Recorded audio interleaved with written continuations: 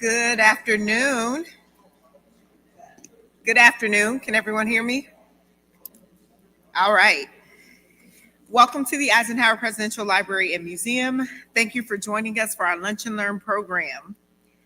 As we continue our theme of a salute to veterans, we are pleased to welcome Dr. Todd Arrington, director of this wonderful library and museum.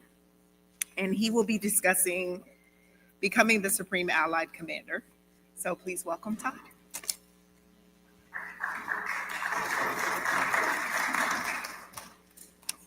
Thank you. Yes, I think they asked me to do this because they knew they could afford me, because I'm here every day anyway. So good afternoon, everyone. Thank you for coming. It's a pleasure and an honor to be here before you as the director of the Eisenhower Presidential Library and Museum. My affinity and respect for Dwight D. Eisenhower goes back 30 years to the summer of 1995, when I worked as a seasonal National Park Service ranger at Eisenhower National Historic Site in my hometown of Gettysburg, Pennsylvania. So being here now in Abilene and in this wonderful job and at this beautiful facility, it really makes me feel like I've come full circle with Ike and Mamie. And I'm very excited today to present my first ever Lunch and Learn for all of you. I am a historian by training and education, so this is one of my favorite parts of the job, doing research and getting up and presenting it in front of good folks like you. So my charge today is to talk to you a little bit about General Eisenhower and the qualities he possessed, both innate and cultivated over time, that made him the perfect choice to eventually serve as the Supreme Allied Commander in Europe in World War II, and then, of course, 2 terms as the 34th President of the United States. And of course, as always, at the end of the program, we'll happily entertain any questions you might have. Dwight David Eisenhower attended the U.S. Military Academy at West Point.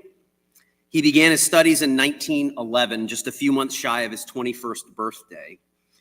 Now, his primary motivation for attending West Point was not a burning desire for a military career, but rather for a free college education, which meant a great deal to a poor young man from Kansas who grew up in a large family of 6 boys.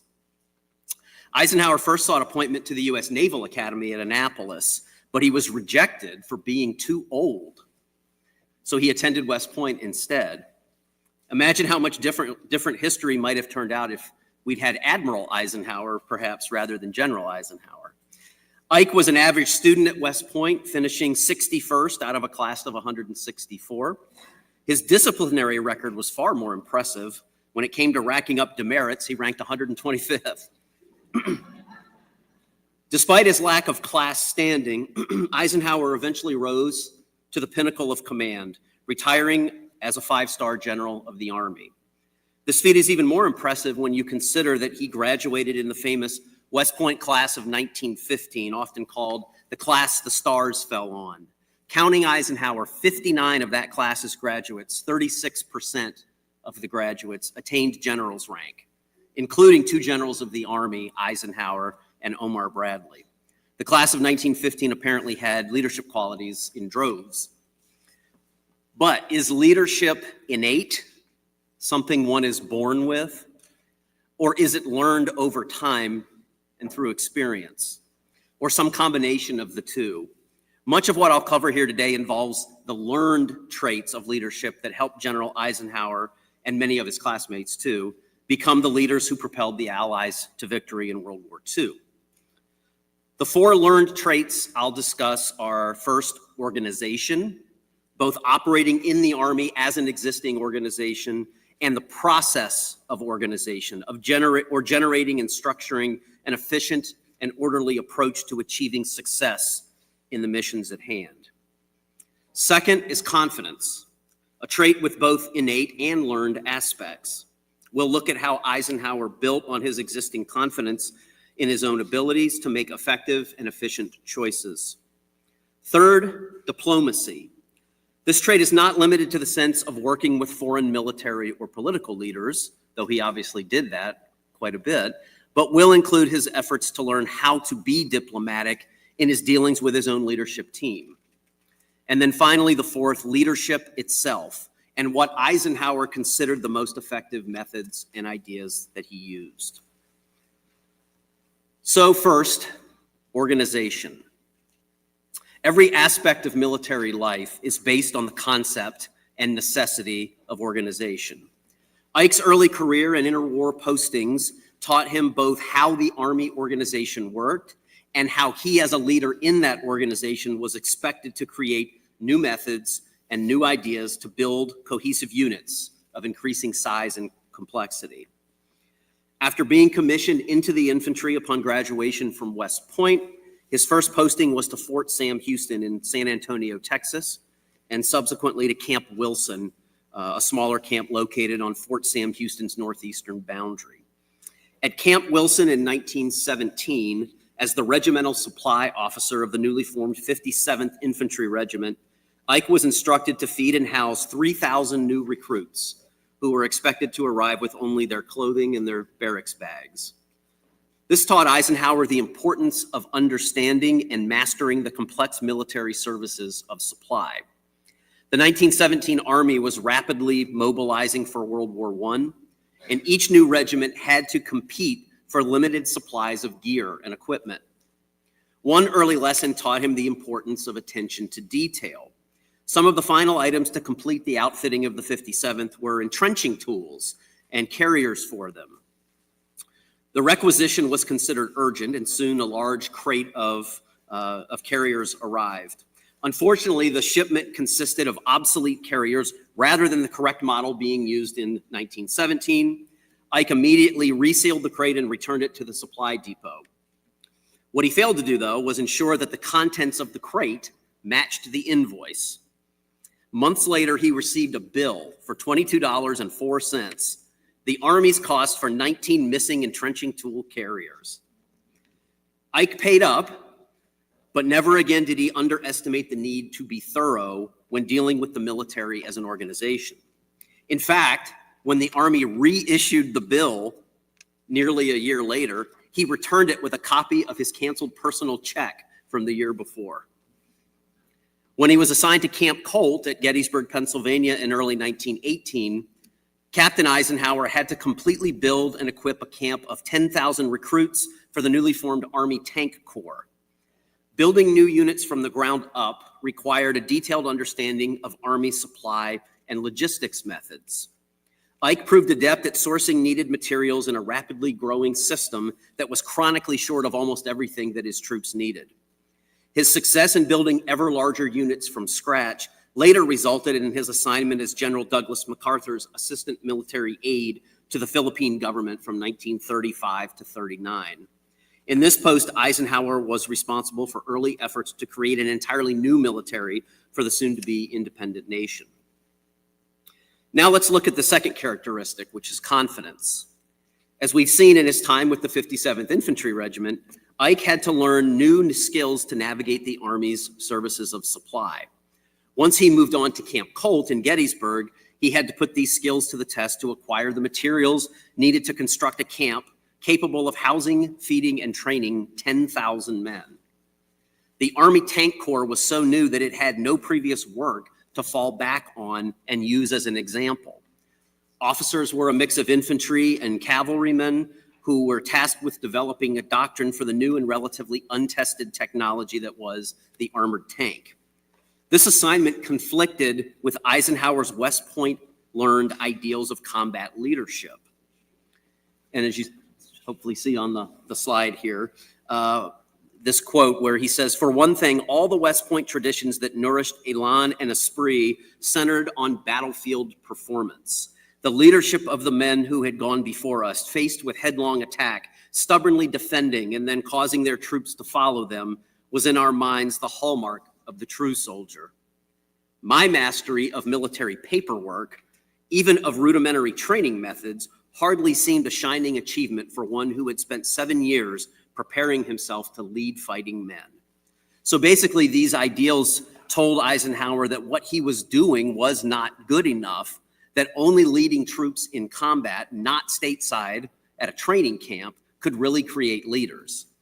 Ike soon overcame this West Point idea that battlefield performance was the only way to lead. His innovative methods of unit building were now gaining the attention of his superiors. Eisenhower's efforts to organize a tank training camp without the most basic equipment, including tanks, they had a tank training camp with no tanks, both impressed his superior officers, but also gave him confidence in his own abilities as a staff and training officer. For example, to keep his troops occupied, he started engine repair and telegraphy schools, correctly concluding that those skills would be useful to soldiers in an army that was ever more technological. That preparation of men before the actual tanks even arrived allowed units later to be transferred to Europe with needed skills. The telegraphy training proved especially useful. Camp Colt did eventually attain a whopping 3 light tanks for the entire camp. That certainly limited the training opportunities for the troops there, so Eisenhower came up with new training that he judged would be useful later. Eisenhower developed his confidence in another important way at Camp Colt. He learned to effectively deal with conflicting views held by superiors while sticking strongly to his own convictions.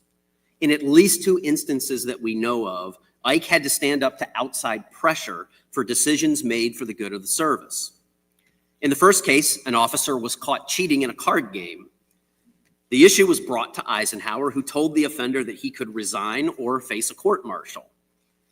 The officer did resign, but he was from a politically connected family, and soon a congressman urged Eisenhower to reverse course. Ike stood firm and eventually prevailed. The second case involved a local hotel owner who had broken camp regulations by serving alcohol to soldiers in uniform when they were in town. After 2 warnings, Ike placed a provost guard around the hotel to prevent soldiers from entering. As you can imagine, this was not good for the hotel's overall business. The hotel owner was also politically connected, and once again, Eisenhower received an unfriendly visit from a congressman. This time, though, the congressman threatened to take the issue all the way to the War Department. Eisenhower urged him to do just that, hoping to parlay a political problem into overseas orders for Europe. The result was unexpected for both parties. The congressman got nowhere with his threat to have Ike removed as camp commander, and the War Department sent a letter stating that the Secretary of War commended Eisenhower for, quote, looking out for the welfare of his troops.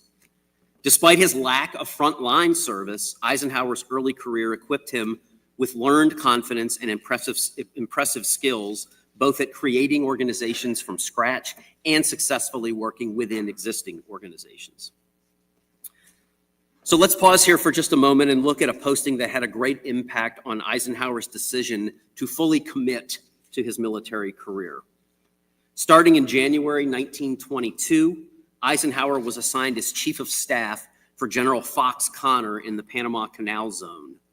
This assignment made quite an impression on Major Eisenhower. General Connor became a mentor who encouraged Ike to not only be good at his job, but to excel and to strive to be the best at every task. Connor and Eisenhower spent hours discussing military history, politics, and numerous other topics of interest. This quote from Ike's book, At Ease, sums up the impact Connor had on Eisenhower. It is clear now that life with General Connor was a sort of graduate school in military affairs and humanities. With Connor's lessons in mind, Eisenhower attended the Army's Command and General Staff College at Fort Leavenworth in 1925, graduating first in his class the following year. So he's moved up a little bit since West Point. Ike was now on the path that led him to Supreme Allied Command in Europe during World War II. The third trait we're talking about here today is diplomacy.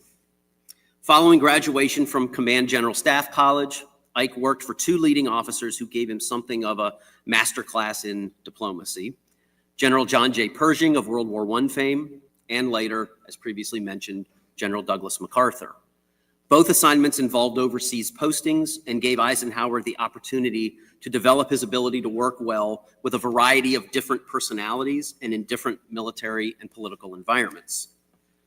In 1927, General Pershing picked Eisenhower to work at the newly formed Battle Monuments Commission and write the official guidebook to World War I battlefields on which the U.S. military had fought. After a year's hiatus to attend the Army War College, Ike went back to the Battle Monuments Commission and was sent to France for a year to revise his guidebook. This posting allowed him to work closely with the French and gained a clear understanding of the French people and the nation of France itself. This intimate understanding of France's culture and people would be one of the reasons President Franklin D. Roosevelt later chose Eisenhower to command the liberation of France during World War II. Beginning in January 1933, Ike began working as a military aide to General Douglas MacArthur, a relationship that continued until 1939. MacArthur had a strong and flamboyant personality, and Ike must have known that working for him would be challenging. Though, as always, Eisenhower rose to the challenge and went with MacArthur to work as an assistant military advisor in the Philippines. This assignment provided Eisenhower with an in-depth education in the concepts and practices of diplomacy. Working for General MacArthur was like a seminar in dealing with bombastic personalities and large egos. Ike's skill in working with MacArthur proved helpful in his later dealings with many World War II subordinates with strong and sometimes abrasive personalities. Bernard Law Montgomery and George Patton come to mind there. In the Philippines, Eisenhower also worked closely with the nation's president, Manuel Quezon, and gained valuable insight into the intricate process of working with foreign leaders and forming common consensus on goals and tasks required to create an effective multinational coalition. Of course, this is another skill set that served Ike well during World War II. All the experience in organization, confidence building, and diplomatic dealings with staff, superior officers, and political leaders honed Eisenhower's leadership abilities. The overall result of 24 years of service gave Ike a clear understanding of the military potential of the United States. He was skilled in creating large, well-organized armies and worked with numerous groups to build effective coalitions. And what he had learned in all of these years as a staff officer was, of course, severely tested during World War II. This brings us to one of my favorite Eisenhower quotes. In my view, this embodies a synthesis of all he learned about leadership in his career. Plans are worthless, but planning is everything. This quote from a 1957 presidential speech to the National Defense Executive Reserve Conference is at first glance seemingly contradictory, but it highlights the essence of military planning. Every plan is for some potential emergency, but this means that the event being planned for, due to its very nature, will not unfold the way the plan expects. The value of this axiom became evident during the first Allied coalition that Eisenhower commanded, 1942's Operation Torch, the invasion of North Africa. So, plans are worthless. Operation Kingpin was a precursor to Operation Torch. Kingpin was a meeting in Gibraltar between General Eisenhower and Vichy French General Henri Giraud. The French general was known to oppose the Nazis, and the plan was to get his support to assure that French troops in North Africa would support the invading Allies. The meeting was a charged one, with Giraud demanding overall command to maintain French sovereignty over his nation's African colonies. Using his honed diplomatic skills and a healthy dose of confidence, Eisenhower eventually convinced Giraud to accept a subordinate role. This allowed the invasion to proceed with the hope that Vichy French troops would fall in line and support the Allies. The plan was only partially successful. Many of the French forces chose to follow the authority not of General Giraud, but instead that of Admiral Jean-Francois Darlan. And more negotiations had to be held before all the French forces in the theater would cooperate with the Allied coalition. The editorial cartoon on this slide reflects the blowback to the Darlan deal in the U.S. It was much more sympathetic to the Nazis than Giraud, and that certainly did not play well on the home front. Ike, however, did not back down. Instead, he dealt with those leaders who assured a quicker end to hostilities in a particular area. So, planning is everything.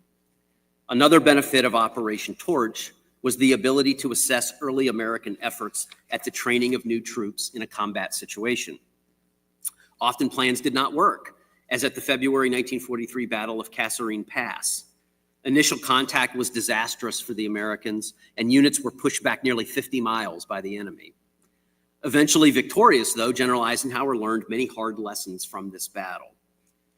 He quickly moved to reorganize the Allied command structure, to allow for more individual initiative when faced with contact that did not align with expectations. He also removed ineffective leaders and promoted effective ones. He also streamlined the coalition's organization. This brings us to probably the most powerful example of leadership shown by General Eisenhower. In 1944, as Supreme Commander of the Allied Expeditionary Force, he oversaw and directed the planning of the largest amphibious landing in human history. Operation Overlord, launched on D-Day, June 6, 1944, was the severest test of Ike's skills. Despite his confidence in the troops and his confidence in the plan that they had worked so long on, he felt the need to prepare for catastrophe. The note on this slide is one of the crown jewels of our collection here at the Eisenhower Presidential Library. We call it the in case of failure message.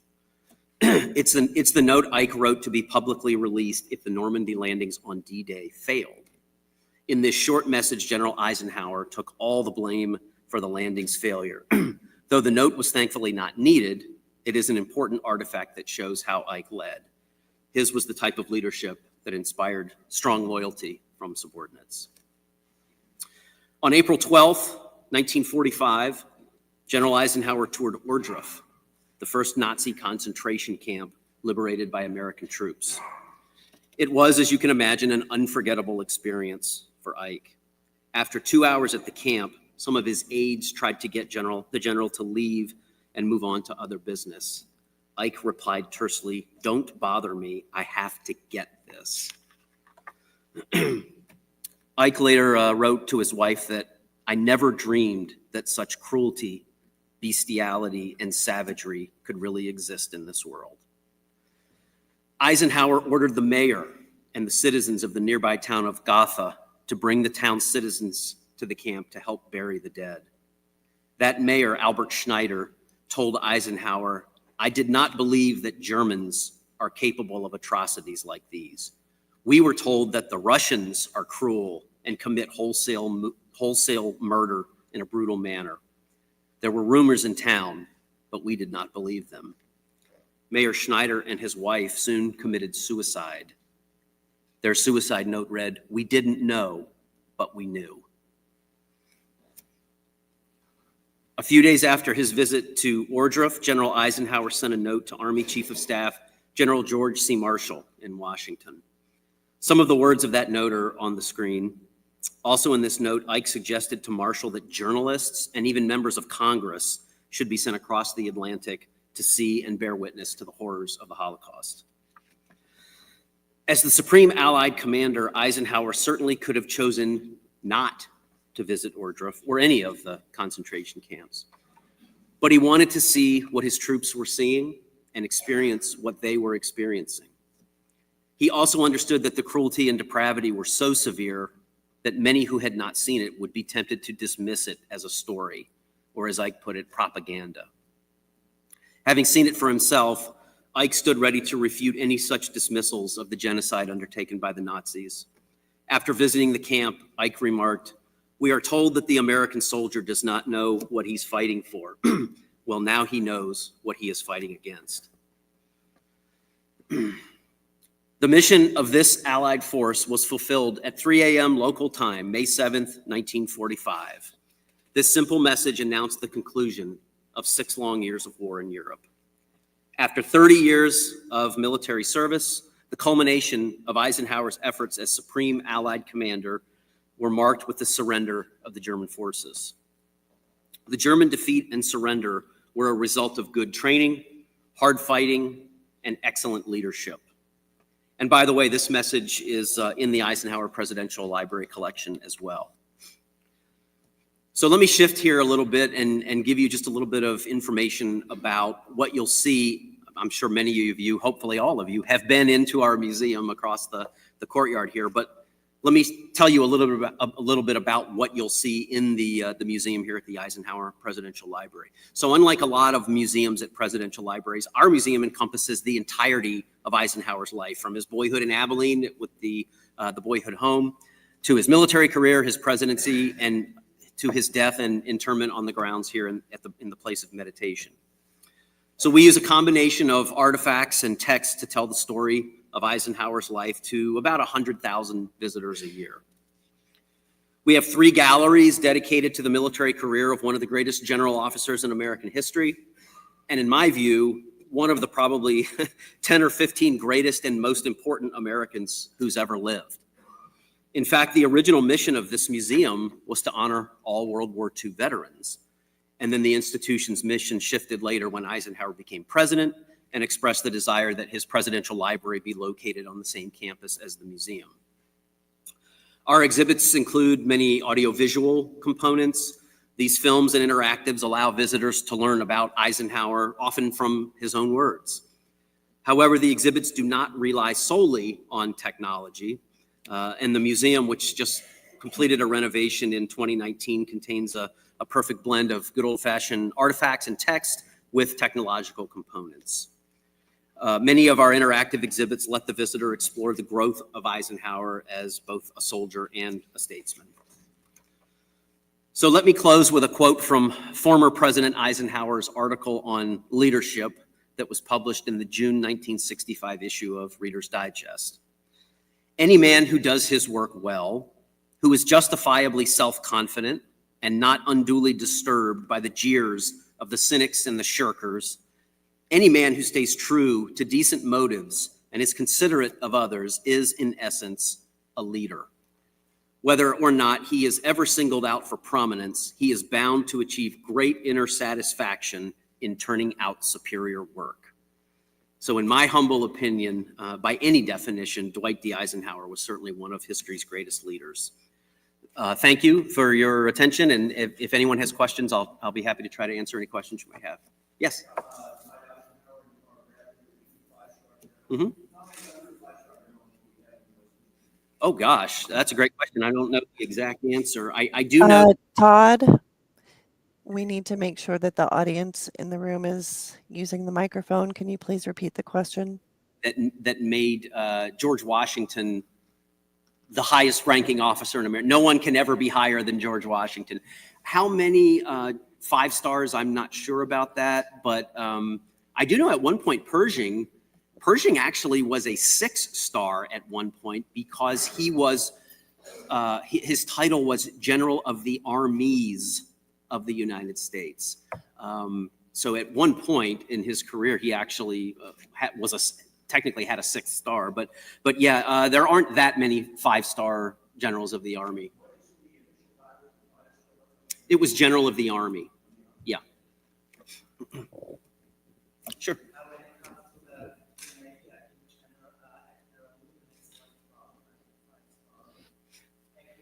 Mm-hmm.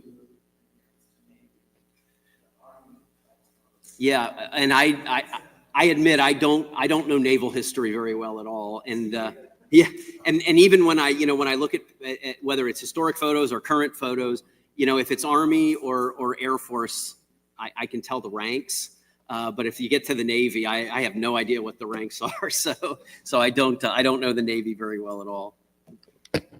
My apologies to any Navy veterans. Anybody else? Questions?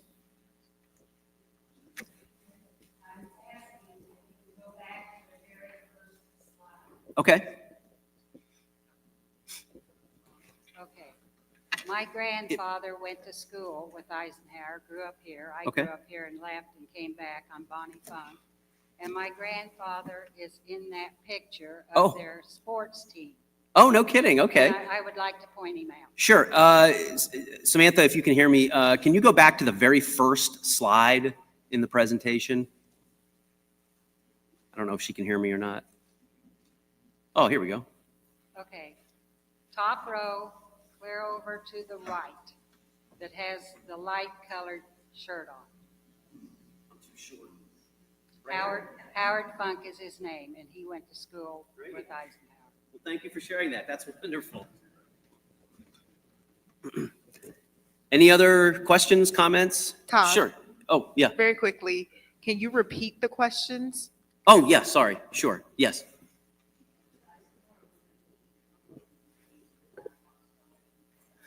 Would Eisenhower have become what he became without Fox Connor's influence? I don't think so. I certainly think Eisenhower himself would say, no, I would not have become what I became without Connor.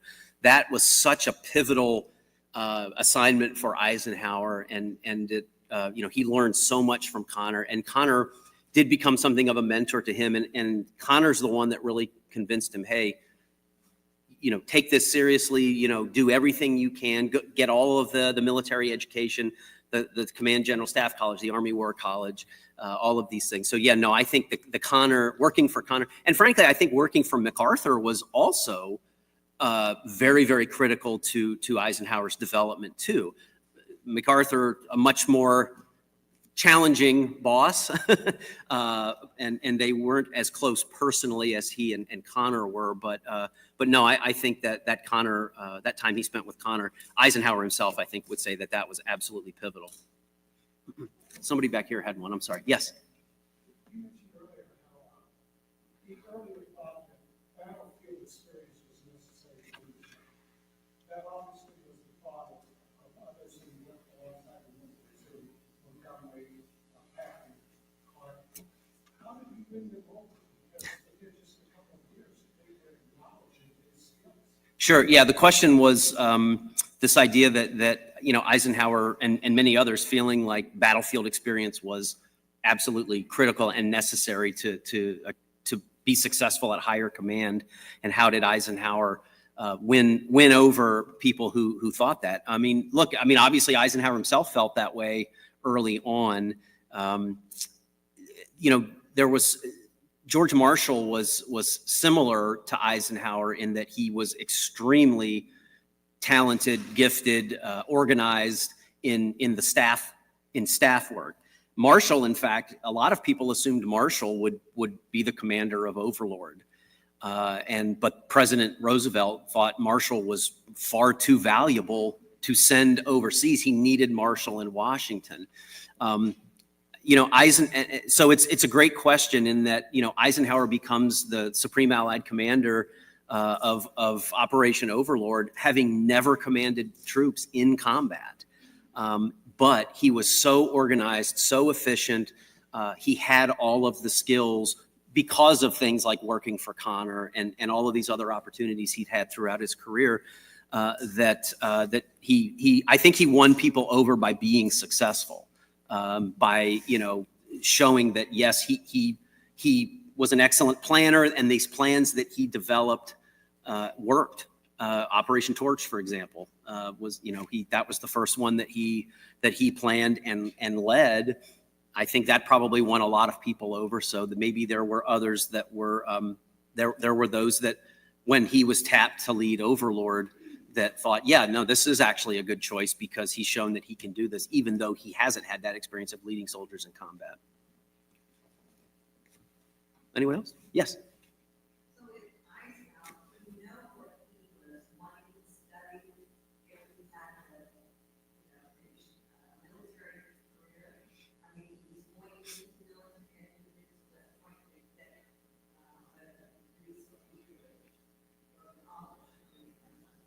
Yeah.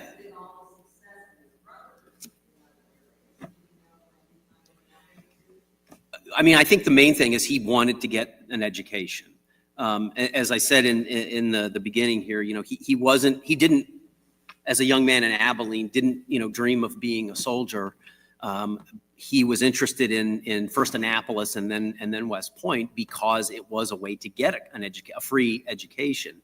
After high school, Eisenhower worked here in Abilene to make money to help send his brothers to school. And had he stayed here rather than going off to West Point, perhaps there would have hopefully been some reciprocity there, and the brothers would have helped get him through school. But he of course got the appointment to West Point, and as they say, the rest is history, and thank goodness he did. But yeah, no, he was not. There are plenty of well-known soldiers in American history who wanted to be soldiers, since they knew what a soldier was as children. Eisenhower was not one of those. He was, again, interested in the education, and again, obviously it paid off. And there were times, especially early on, where he actually thought about leaving the Army. going and doing something else. But I think that assignment with Fox Connor is the thing that really convinced him that this is where he belonged, this is where he wanted to be, and then he needed to put his entire effort into it. And again, for the benefit of humanity, thankfully that worked out. Any other questions?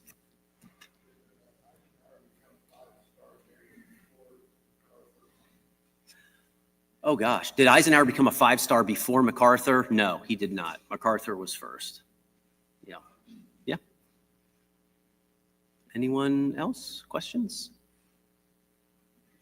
I'm sure MacArthur would say that's exactly as it should have been. So MacArthur's interesting in that, of course, again, a very large personality, very different from Eisenhower, who was much more reserved, quieter certainly than MacArthur. And MacArthur was interesting too, in that, that sometimes he was very complimentary of Eisenhower. And then at one point, and I don't recall if this was, once Eisenhower had become the Supreme Allied Commander in Europe, his counterpart, MacArthur being that in the Pacific, or if this maybe was even later when Eisenhower was president. But at one point, MacArthur said, "Oh, Eisenhower, yeah, he was the best clerk I ever had." So, a little snarky there from General MacArthur, but that's not surprising. And there also was talk of MacArthur running for president at one point, and MacArthur liked that idea very much. But again, ironically, then it's Eisenhower who actually ends up becoming president. So, any other questions at all? All right. Well, oh yeah, go ahead.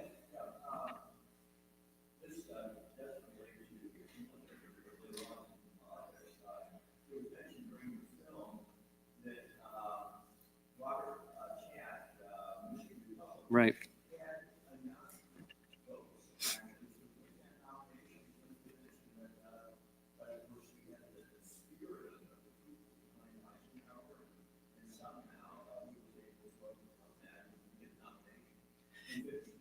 Yes, that's right. Robert Taft is the one everyone assumed would be the Republican nominee in 1952.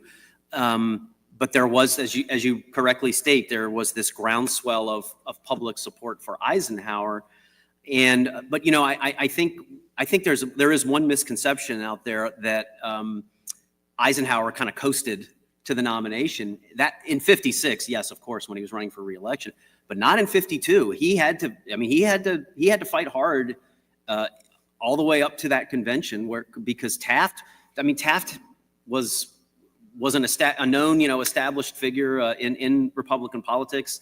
He was from a very famous political family. He was the son of William Howard Taft, who had been president. Taft had been kind of running already, so he had a very significant head start on Ike. But again, that public groundswell, and that's the thing that really made Eisenhower decide to do it. Eisenhower did not initially have any interest in running.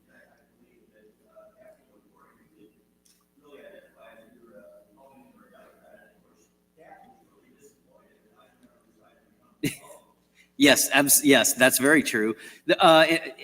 Actually, in '48, President Harry Truman told Eisenhower if he wanted to run as a Democrat, Truman would step aside and let Eisenhower run. Eisenhower was that popular and that highly regarded and that well respected. And at that point, Eisenhower didn't want to do that. He went and became the president of Columbia University. Truman then called Eisenhower back to active duty and made him the first Supreme Commander of NATO. But then in '52, that groundswell of all of that, the public kind of clamoring for Eisenhower, and it sort of being put to him as a duty, because of course we're talking about a career soldier here, a West Pointer. Duty is a very important word to somebody like that. And when he when somebody sort of presented it to him as a duty he had to the country to not deny the country of his service, then that's when I think he decided, oh, maybe I do need to do this. So, yeah, thank you. Any other questions? All right, I think that's it. Thanks very much, everybody. Appreciate it. I know Joy has.